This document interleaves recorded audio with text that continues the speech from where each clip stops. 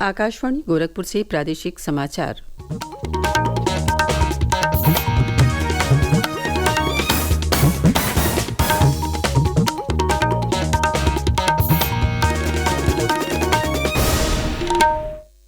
नमस्कार। समाचार बुलेटिन के साथ मैं सुषमा श्रीवास्तव। पहले मुख्य समाचार। भाजपा के वरिष्ठ नेता और प्रधानमंत्री नरेंद्र मोदी ने पीलीभीत में की रैली। कहा, जब देश मजबूत होता है तो दुनिया उसकी बात सुनती है। लोकसभा चुनाव के दूसरे चरण की 8 सीटों पर 91 प्रत्याशी चुनाव मैदान में। कल नाम वापसी की प्रक्रिया हुई पूर्ण। नव संवत्सर के साथ चैत्र नवरात्र की हुई शुरुआत। आज मां आदिशक्ति के द्वितीय स्वरूप मां ब्रह्मचारिणी की जा रही है आराधना। और कल नहीं दिखा ईद का चांद। 11 अप्रैल यानी कल मनाया जाएगा ईद का पर्व।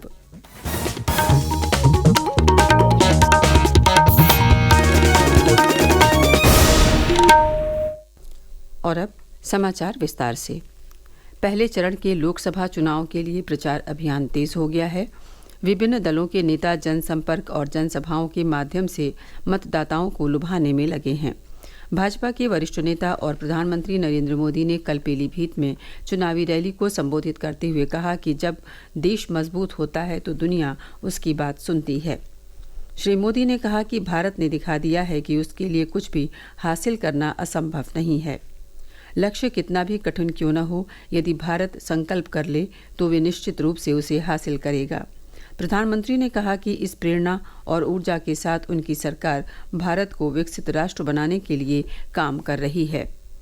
जब नीयत सही होती है, हौसले बुलंद होते हैं तो नतीजे भी सही मिलते हैं। आज हम चारों तरफ विकसित भारत का निर्माण होते हुए देख रहे हैं। कहीं 4 लेन, 6 लेन, 8 लेन के हाईवे बन रहे हैं, कहीं भव्य रेलवे स्टेशन बन रहे हैं, कहीं वंदे भारत और अमृत भारत जैसी आधुनिक ट्रेनें चल रही हैं।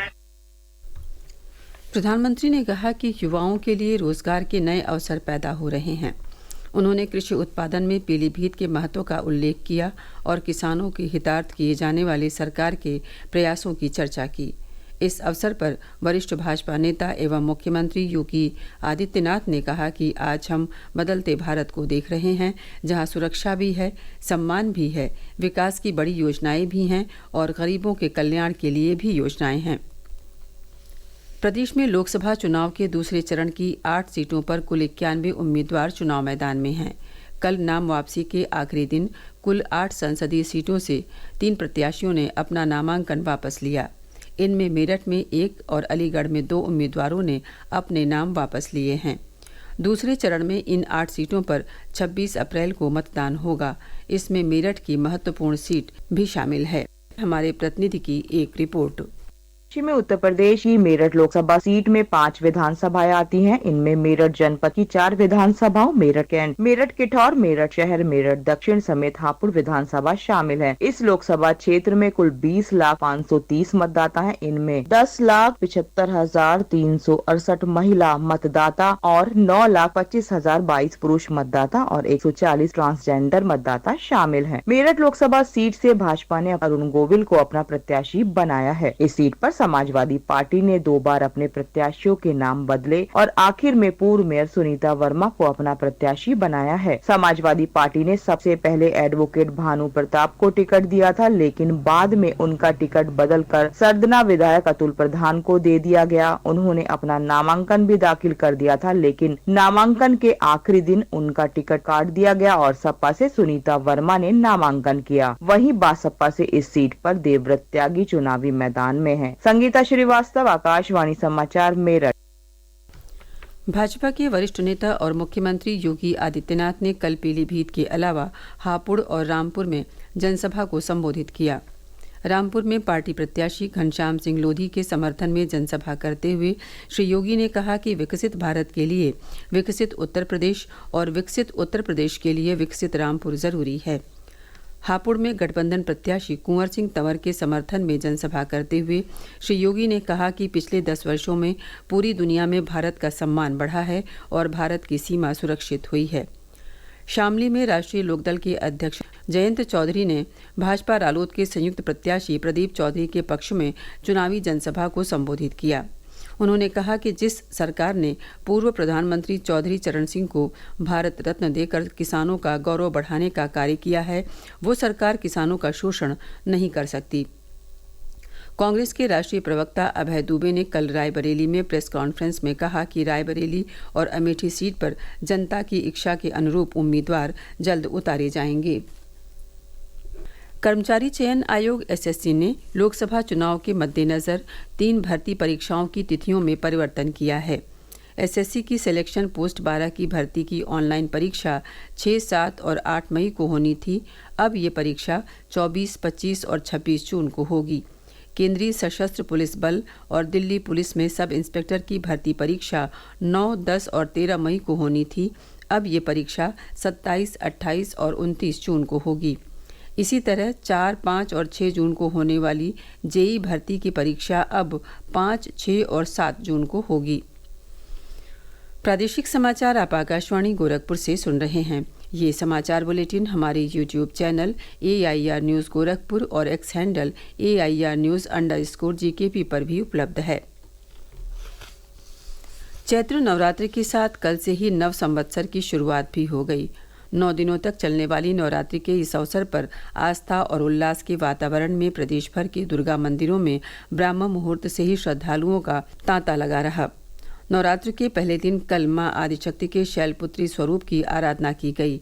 आज मां के द्वितीय स्वरूप ब्रह्मचारिणी की आराधना की जा रही है। कल मिर्जापुर जिले में स्थित प्रसिद्ध शक्तिपीठ विंध्याचल में बीती आधी रात से ही श्रद्धालुओं का तांता लगा रहा।